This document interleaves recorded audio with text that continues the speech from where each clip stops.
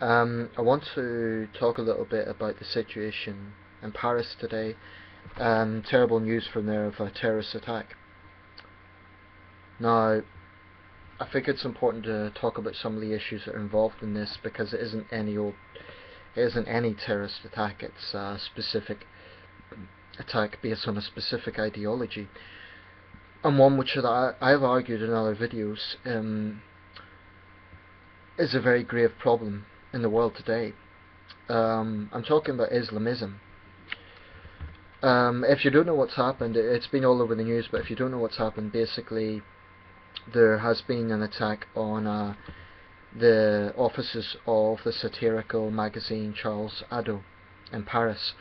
I don't know very much about this publication, but it's my understanding it's a satirical publication similar to Britain's Private Eye, and it's got quite a long tradition in France. It's my understanding that they'd had threats before and they had to take security measures. It showed some of the sort of cartoons they do, and the previous threats had come from a cartoon depicting Muhammad. This, of course, is not the first time that we've experienced this sort of issue in Europe regarding freedom of the press and offence to religion. But today, as we could see, the results are massacre. 12 people killed, 10 journalists and 2 police officers, and the terrorists are now, they've fled across Paris, and there's a big manhunt underway. I hope they're caught, because it's not inconceivable that they could strike again. It's certainly a dangerous situation.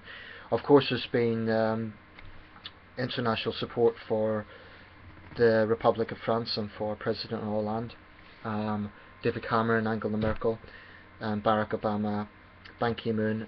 John Kerry spoke in French, which I thought was a nice touch. I think that there's some important things to talk about here. One issue is that when I looked up the coverage of this on the BBC website and CNN and other links, there was almost predictable attitude of people saying this is not Islamic, it's these terrorists have nothing to do with Islam. Now, this is a response that is basically used every time there is an Islamist attack. Every time. And I lost my temper not long ago with a girl who actually tried to blame the media. And she says, I wish the media would stop misinterpreting my wonderful faith of Islam. And I lost my temper because on the very day that the media is violently attacked, she is blaming the media. Now, she condemned the attack, but she's trying to divert attention. I think we really need to come to a point now of acceptance that the best way to deal with this problem is, number one, by calling it what it is. Of course, it's terrorism, but it is religiously motivated terrorism. This is a fact.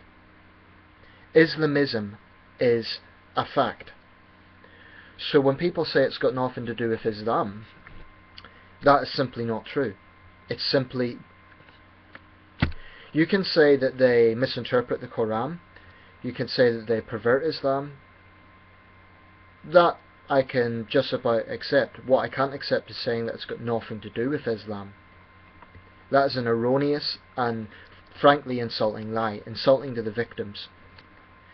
And I do believe that Islamism is basically the equivalent in the 2010s to what fascism and communism were in the 1930s. And I don't think that's an exaggeration. Obviously, with fascism and communism, that resulted in nation states and ultimately in World War II, in the case of fascism, and in the case of communism, the prolonged Cold War. With Islamism, the characteristics are obviously different. There's a religious aspect, obviously, but it's also not organised traditional set armies, as was the case with World War II. What we're working with here is small but dangerous cells, in some cases even lone wolf incidents like we saw in Sydney. But in some ways that is more dangerous, because it is a lot harder for security services, I think, to really monitor. And I think with the best intentions, there can't be a situation where this is completely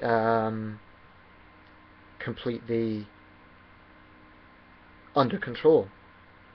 Because when you're dealing not just with this ideology, but with the nature of it, and with the nature of these cells, I think it's almost impossible to have complete security. And I think this is an ideological war that is going to go on and on and on. And I don't know the answers. Honestly, I don't know the answers. Because even if all Western governments were completely to suddenly halt all their policies in the Middle East and North Africa, which supposedly these people use to justify their attacks, except that isn't really it, because the attack on Charles Haddo was because they regarded it as an offence to the Prophet Muhammad. So what we've had is a situation where people are butchered in cold blood simply because they've insulted some very sensitive, very extreme people. And that's very disturbing. Freedom of the press, freedom of expression is absolutely sacrosanct in democracy, and especially in France, a country that where the ideals of democracy are absolutely sacrosanct, the ideal of freedom of expression. Because this is not about saying that a publication like Charles Haddo is above criticism. It's about saying that they have the right to have that expression. And the number one issue is a violent reaction, not the supposed insult in the first place.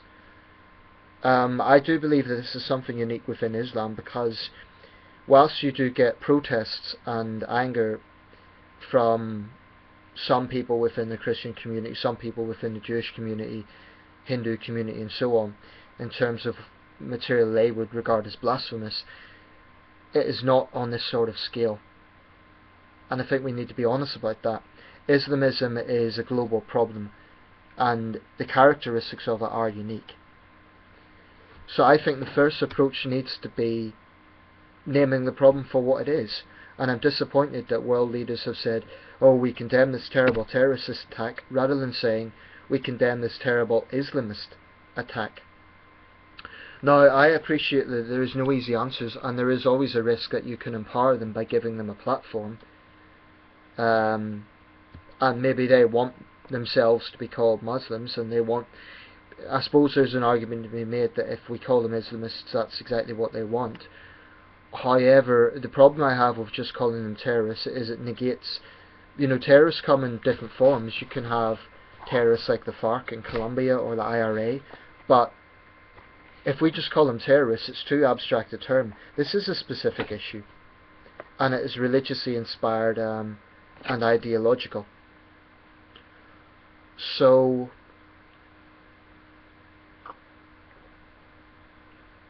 I think the best approach to deal with this is not to censor ourselves and bar ourselves in talking about free societies.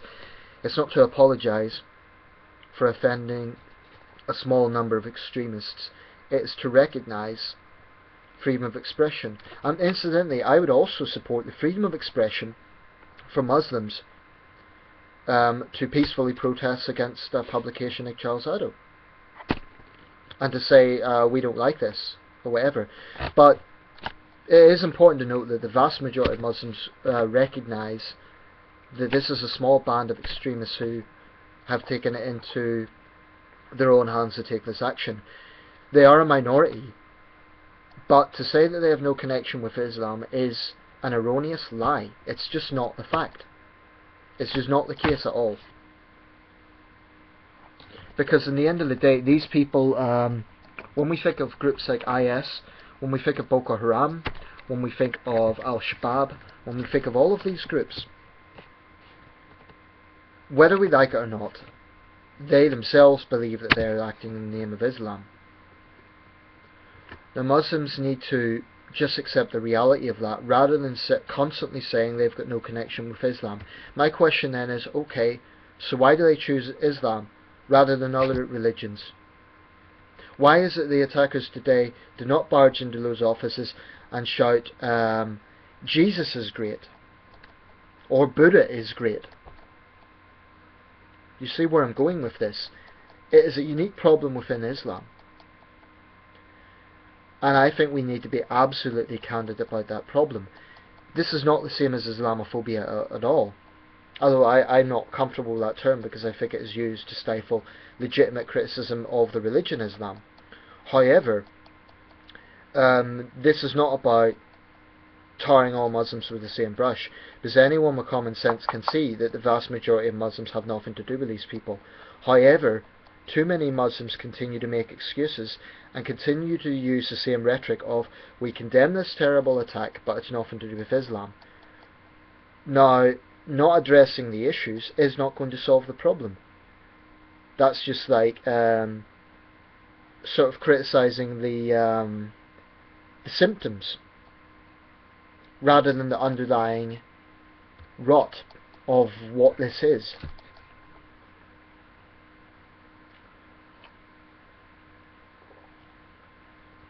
And I think that every satirist in Europe should mock the attackers tomorrow in their publications.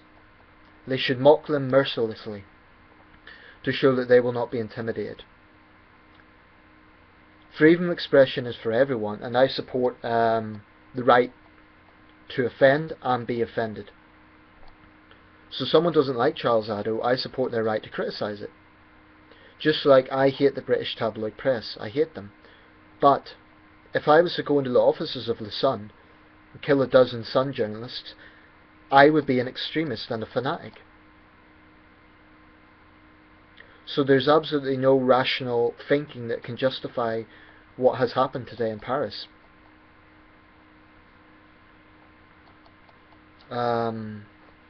Anyway, I'll leave it there, but I'm just trying to raise the issue of Islamism